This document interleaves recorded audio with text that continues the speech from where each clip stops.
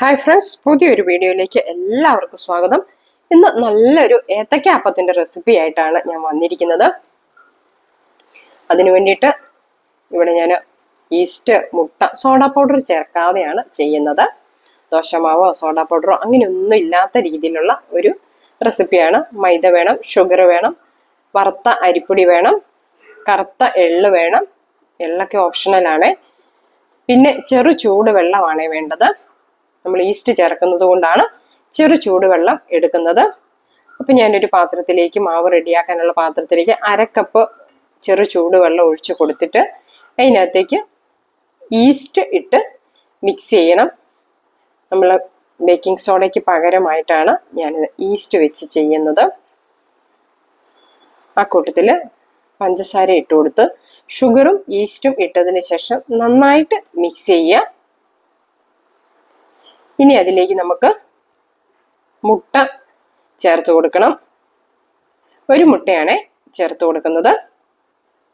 അതും ചേർത്ത് നന്നായിട്ട് മിക്സ് ചെയ്യണം. ഇനി ബാക്കി ഇൻഗ്രീഡിയൻസ് എല്ലാം കുറേശ്ശെ നമുക്ക്, അതായത് എടുത്തു വെച്ചിരിക്കുന്ന മൈദയൊക്കെ ഇട്ട് കൊടുക്കണം. അതിന് മുന്നേ ഞാൻ ഇച്ചിരി ഉപ്പ് ഇട്ട് കൊടുത്തിട്ടുണ്ട് കേട്ടോ. ഒരു 1/2 ടീസ്പൂൺ ഉപ്പ് നോക്കണേ. ഇനി മൈദ ഒരു 2-3 ബാച്ചായിട്ട് മൈദ ഇട്ട്, ഞാൻ കൈയൊന്നും ഉപയോഗിക്കുന്നില്ല.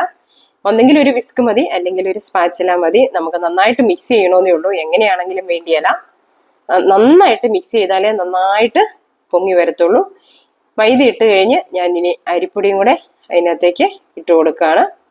വറുത്ത അരിപ്പൊടിയാണ്. നല്ല നമ്മുടെ പഴം ഇങ്ങനെ സ്നാക്ക് റെഡിയായി കഴിഞ്ഞ് നല്ല ക്രിസ്പി ആയിട്ടിരിക്കണമെങ്കിൽ അരിപ്പൊടിയും കൂടെ ചേർക്കണം. ഇനി ഒരു കളറിന് വേണ്ടിയിട്ട് ഞാനൊരു 1/2 ടീസ്പൂണ് മഞ്ഞൾപ്പൊടിയും കൂടെ ചേർത്ത് കൊടുത്ത്, ആ സമയം ബാക്കി 1 കപ്പ് വെള്ളമാണ് ഞാൻ ഫുള്ളായിട്ട് എടുത്ത് വെച്ചിരുന്നത്. ആദ്യം 1/2 കപ്പ് ചേർത്തിരുന്നു, ബാക്കി 1/2 കപ്പ് ഇപ്പോഴാണ് ചേർത്തിരിക്കുന്നത്. അതും കൂടെ ചേർത്ത് നന്നായിട്ട് ഇളക്കി, നല്ല ബാറ്റർ ആയിരിക്കണം, ലൂസായി പോകരുത്, ഒരുവിധം തിക്കായിരിക്കണം. എന്നാലേ നമുക്ക് ഏത്തക്കപ്പം ഉണ്ടാക്കുമ്പോൾ റെഡിയായി കിട്ടത്തുള്ളൂ. ഇനി എടുത്തു വെച്ചിരിക്കുന്ന കറുത്ത എള്ളും കൂടെ ഇട്ട് കൊടുത്തു. ആ പണി അങ്ങ് തീർക്കുന്നു.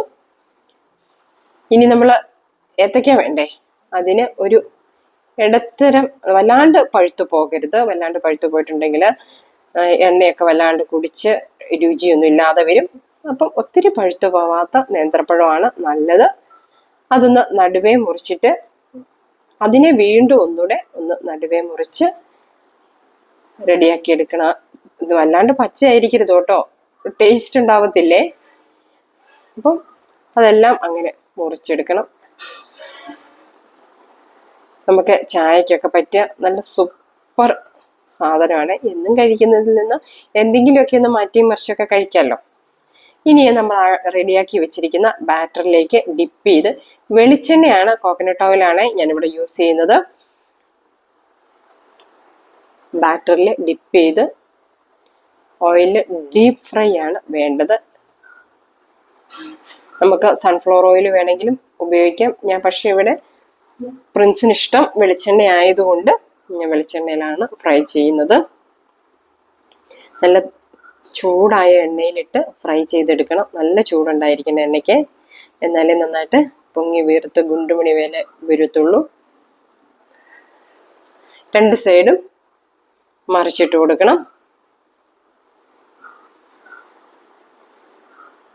വേഗം പണി കഴിയും, കാരണം ഒരുപാട് വേവൊന്നുമില്ല. നല്ല ഈസി ആയിട്ട് നമ്മുടെ ഏത്തക്കപ്പം ഇവിടെ റെഡി ആയിട്ടുണ്ട്.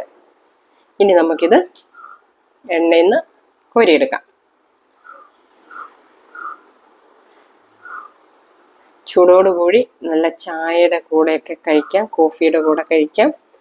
സൂപ്പർ ടേസ്റ്റി ആയിട്ടുള്ള ഈ ഏത്തക്കപ്പത്തിൻ്റെ റെസിപ്പി നിങ്ങൾക്കൊക്കെ ഇഷ്ടപ്പെട്ടെന്നാണ് ഞാൻ വിചാരിക്കുന്നത്. ഇത് ഇഷ്ടപ്പെട്ടിട്ടുണ്ടെങ്കിൽ നിങ്ങളൊന്ന് ലൈക്ക് ചെയ്യാനും ഷെയർ ചെയ്യാനും മറക്കരുത്. ആദ്യമായിട്ട് ചാനൽ കാണുന്നവരൊന്ന് സബ്സ്ക്രൈബ് ചെയ്തേക്കണേ. അപ്പോൾ പുതിയൊരു വീഡിയോ ആയിട്ട് നമുക്ക് വീണ്ടും കാണാം. എല്ലാവർക്കും നല്ലൊരു ദിവസം ആശംസിക്കുന്നു. Thank you.